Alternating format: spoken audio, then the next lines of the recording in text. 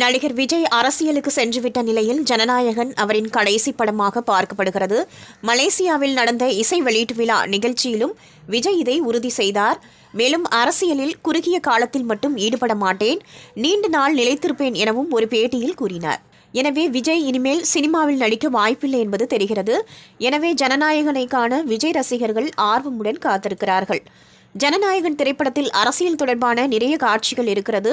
அரசியல்வாதிகளுக்கு அறிவுரை சொல்வது போலவும் அரசியல்வாதிகளை விஜய் சாட்டையால் வெளுப்பது போலவும் காட்சிகள் வருகிறது. எனவே இந்த படம் வருகிற தேர்தலுக்கு தனக்கு மைலேஜ் கொடுக்கும் என்று விஜய் கருதுகிறார். ஆனால் படம் சென்சாரில் சிக்கியதால் 1 மாத காலம் தாமதமாகிவிட்டது. தற்போது படம் மறுதணிக்கையில் இருக்கிறது.